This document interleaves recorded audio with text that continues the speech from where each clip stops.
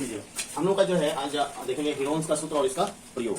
Heron का सूत्र हम लोग जानते क्या है कि त्रिभुज का क्षेत्रफल बराबर क्या होता है, त्रिभुज का क्षेत्रफल बराबर होता है √S into S minus A into S minus B into S minus C. ये हम लोग तो पहले से जानते हैं, ठीक है।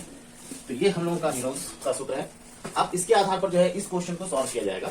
उस त्रिभुजाकार पार्क का क्षेत्रफल ज्ञात कीजिए जिसकी भुजाएं 120 मीटर, 80 मीटर और 50 मीटर है। एक और 10 मीटर चौड़े एक फाटक के लिए स्थान छोड़ते हुए इसके चारों ओर 50 रुपये प्रति मीटर की दर से बाड़ लगाने का खर्च भी ज्ञात कीजिए। तो ये जो है हम लोगों का ये त्रिभुज है, मान लेते हैं ये 120 मीटर, 80 मीटर और ये 50 मीटर मान लेते हैं, ठीक है। अब जो है इसमें 10 मीटर का जो है एक और जो है 10 मीटर चौड़ा एक फाटक लगाना है। तो 10 मीटर का चौड़ा किसी भी तरफ जो है हम लोग जो है यहाँ पर फाटक लगा दिए, 10 मीटर है ये, ठीक ना। तो 10 मीटर का अगर फाटक लगाएं तो वहां पर जो है बार नहीं लगाया जाएगा।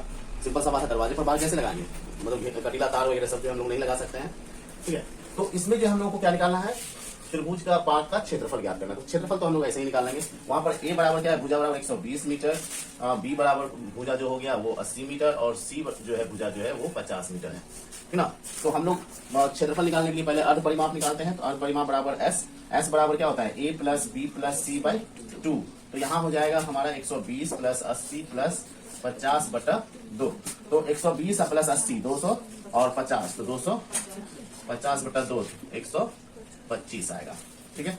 अब जो है त्रिभुज का क्षेत्रफल यानी त्रिभुजाकार पार्क का क्षेत्रफल, त्रिभुजाकार पार्क का क्षेत्रफल बराबर हो जाएगा √S into S minus A into S minus B into S minus C. तो हमने एस का वैल्यू निकाल लिया है। तो एस का वैल्यू 125 इंटू 125 माइनस 120, ये भुजा जो 120 है और फिर 125 माइनस 80 और 125 माइनस 50, ठीक है। तो ये हमारा हो जाएगा 125 और 125 में से 120 घटाएंगे तो 5 और गुना हो जाएगा 45। 125 में 80 घटाएंगे 45 गुना 50 घटाएंगे तो 75, ठीक है। तो अब इसको तोड़ देते हैं, इसको कर सकते हैं 25 पचे 125, ये 5 रहने देते हैं, 5 नामा 45 और 25 दिया 75, ठीक ना। तो इसमें जो देखोगे 2 25 है तो 1 25 बाहर कर लेते हैं, 2 5 में से 1 5 बाहर और ये 9 का टूटेगा 3, रूट टूट जाएगा ना 9 का, और ये 5 और ये 3 का नहीं टूटेगा तो √5 दिया 15 मीटर स्क्वायर। तो 25 पचे 125 और 125 दिया ही 125 दिया 5 के पास बाकी 7 और 375 √15 मीटर स्क्वायर, ये इसका क्षेत्रफल आ जाएगा, ठीक है। कोई दिक्कत नहीं है। अब जो है आता है क्या कि इसमें 10 मीटर चौड़ा का फाटक छोड़ दिया गया है और तब उसके चारों तरफ जो है बार लगाया गया है। तो हमको इसके लिए क्या करना पड़ेगा, परिमाप निकालना पड़ेगा, ठीक ना। तो परिमाप निकालने के लिए, ठीक ना, तो परिमाप बराबर हो जाएगा, या फिर बार की लंबाई डायरेक्ट कर लेते हैं, बार की लंबाई। तो परिमाप में से जो है 10 मीटर माइनस कर देंगे, जो फाटक है फाटक के पास पट्ट नहीं रहेगा। तो परिमाप जो हो जाएगा सभी भुजाओं का योगफल 120 प्लस 80 प्लस 50 में से हम लोग 10 माइनस कर देंगे। तो ये हो जाएगा, ये तो हो जाएगा 250 माइनस 10 यानी 240 मीटर हो गया इसका जो बार लगाने का जो लंबाई है वो। और अब जो है 50 रुपया की दर से जो है बार लगाने का खर्च निकालना है। तो 50 रुपया की दर से बार लगाने का खर्च बराबर 240 गुना 50 रुपया में बदल जाएगा ये। तो 0 ये 0 0 5 रुपये से सुन बाकी 2 5 में 10 तो 12 मतलब 12,000 रुपया लगेगा। ये हमारा आंसर है, ठीक है। कोई दिक्कत नहीं है, सारा बात समझ में आ गया। चलिए हम लोग का सेकंड क्वेश्चन है, एक त्रिभुज की भुजाएं क्रम से 51 मीटर, 52 मीटर और 53 मीटर है। तो एक त्रिभुज हम लोग बना लेते हैं जिसमें कि लगातार जो है 51 मीटर 52 मीटर और 53 मीटर, ठीक है। 52 मीटर की भुजा पर उसके सामने के शीर्ष से लंब खींचने से जो त्रिभुज बनते हैं, शीर्ष सामने से 52 भुजा ये है, इसके ठीक सामने वाला शीर्ष ये हुआ और इससे इस पर लंब डाले, मतलब ये 90 डिग्री, ठीक है। खींचने से जो दो त्रिभुज बनते हैं, ये दोनों त्रिभुज बना, इस दोनों त्रिभुज का अलग अलग क्षेत्रफल निकालना। ठीक है। अब जो है हम लोगों को ये पता नहीं है कि ये जो शीर्ष लंब डाले हैं, ठीक ना, वो बराबर कटा है, ये तो पता नहीं है हम लोगों को, ठीक ना। ये बराबर रहता तब हम लोग निकाल लेते, ठीक ना। तो सबसे पहला चीज हम लोगों को क्या करना पड़ेगा कि इसका जो है शीर्ष लंब निकालना पड़ेगा, ठीक ना। शीर्ष लंब निकालने के लिए, शीर्ष लंब की लंबाई भी नहीं पता है, तो शीर्ष लंब निकालने के लिए हम लोगों को हिरोन का सूत्र अपनाना पड़ेगा। पूरा त्रिभुज का क्षेत्रफल निकालना है, और त्रिभुज का क्षेत्रफल दो तरह से, एक हिरोन वाला सूत्र है और एक है क्या, 1/2 गुना आधार गुना ऊंचाई। अब ये दोनों सूत्र जो है हम लोग अप्लाई करेंगे, ठीक है।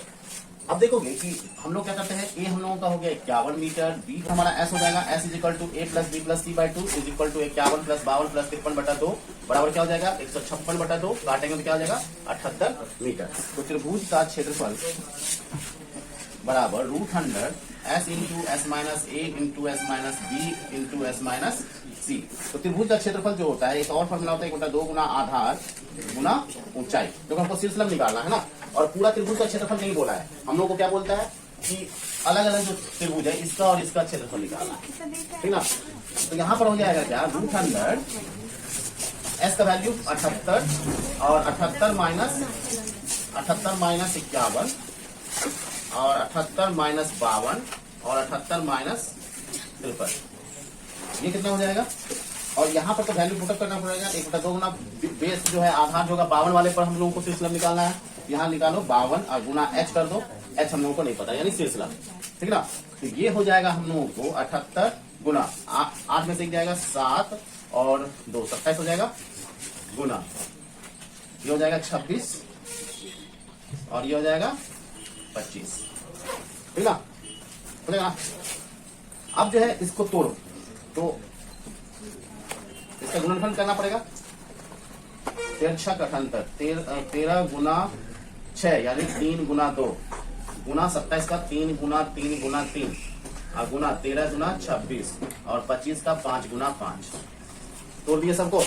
अब जो है क्या करते हैं, रूट तोड़ने के लिए जोड़ा लगा के बाहर 13 3 और ये 3, एक 3 बाहर, ये 3, ये दोनों 3 में से एक 3 यहाँ से बाहर, ये दोनों 2 से 1 2 बाहर और ये 5 बाहर, ठीक ना।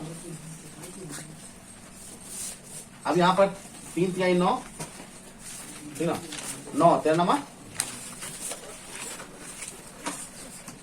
17, हाँ 117 और 5 दूनी 10 1170 और ये हो गया 1/2 गुना 52 गुना एच, ये 26 गुना 52, ठीक ना।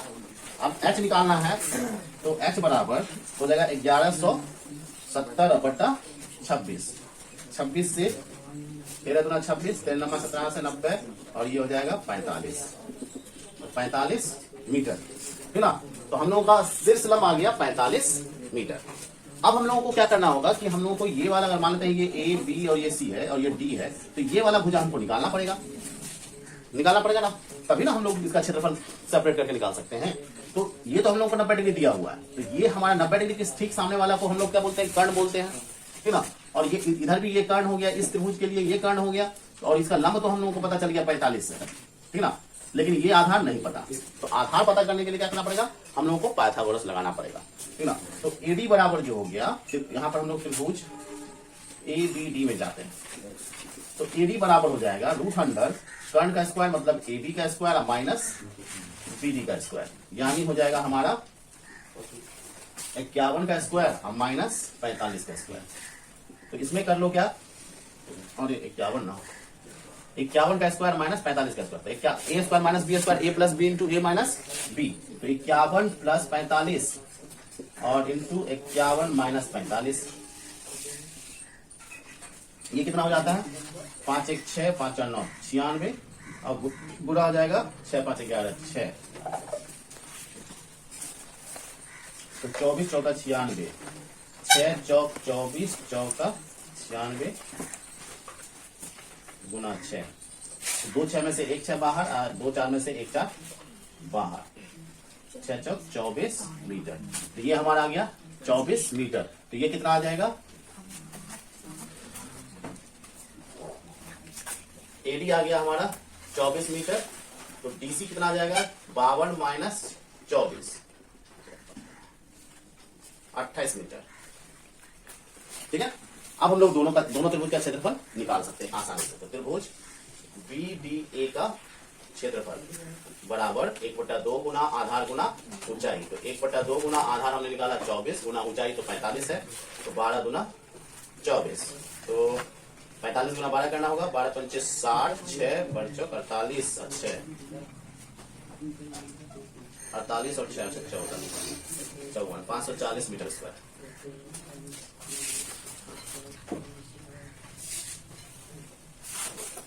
और त्रिभुज BDC का क्षेत्रफल बराबर 1/2 गुना आधार गुना ऊंचाई। यहाँ पर भी 1/2 गुना B का वैल्यू, आधार का वैल्यू हो गया तुम्हारा 28 हमने निकाला है DC का वैल्यू, तो 28 गुना 45 तो 14 गुना 28। तो मल्टीप्लाई करेंगे जब हम लोग कर देंगे तो 1/2 गुना 28 गुना 45 हो जाएगा। तो यहाँ से 2 से काटेंगे तो 14 गुना 28 14, तो 14 गुना 45 जो होगा 630 मीटर स्क्वायर आएगा। हम लोग का है अब लास्ट क्वेश्चन थर्ड। किसी समकोण त्रिभुज की छोटी भुजाएं 4 सेंटीमीटर और 3 सेंटीमीटर हैं, तो समकोण के शीर्ष से कर्ण पर लंब की लंबाई निकालो। तो पहले तो समकोण त्रिभुज है, तो समकोण त्रिभुज हम लोग बना लेते हैं। ठीक है, समकोण त्रिभुज में ये नंबर हो जाएगा। उसमें छोटी भुजा 4 सेंटीमीटर और 3 सेंटीमीटर। सबसे बड़ी भुजा कर्ण होती है, तो छोटी भुजा 2 भुजा है, तो दोनों भुजा की लंबाई दे दिया। तो ये मान लेते हैं 3 सेंटीमीटर है और ये 4 सेंटीमीटर है। तो समकोण के शीर्ष से कर्ण पर जो लंब डाला जाएगा, इस लंब की लंबाई निकालिए। ठीक ना। तो यहाँ पर देखोगे कि हम लोगों को कर्ण नहीं पता है, तो सबसे पहले जो है कर्ण निकालना पड़ेगा। और यहाँ पर त्रिभुज मान लेते हैं ABC हमारा त्रिभुज है। तो त्रिभुज ABC में और ये D मान लेते हैं। ठीक ना।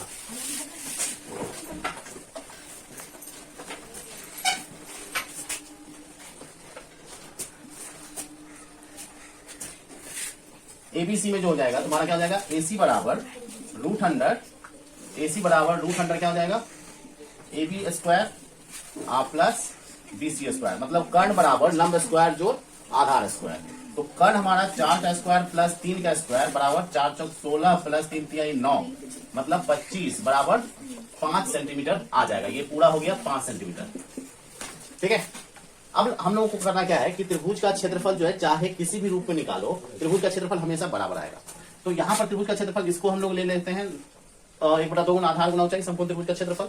और ये लगा देते हैं हम लोग 1/2 गुना आधार पूरा और ये ऊंचाई, तो ये ऊंचाई आ जाएगा। तो त्रिभुज ABC का क्षेत्रफल बराबर 1/2 गुना आधार गुना ऊंचाई होता है। तो इसको लिख सकते हैं 1/2 गुना आधार 3 गुना 4। और यहां पर हम लोग लगा देते हैं 1/2 और ये इसको आधार मानते हुए AC गुना BD कर लेते हैं। ठीक ना। तो ये हाफ आपको कैंसिल हो जाएगा और AC आपका 5 गुना BD हम लोगों को नहीं पता, बराबर 3 गुना 4। तो BD बराबर 3 गुना 4/5, 4 दिया 12/5, तो हो जाएगा कितना, 5 दूनी 10 और 5 चौका 20, 2.4 सेंटीमीटर। तो कर्ण से शीर्ष का लंब जो आ गया 2.4 सेंटीमीटर आ जाएगा। क्लियर है, कोई डाउट नहीं है। ठीक है ना।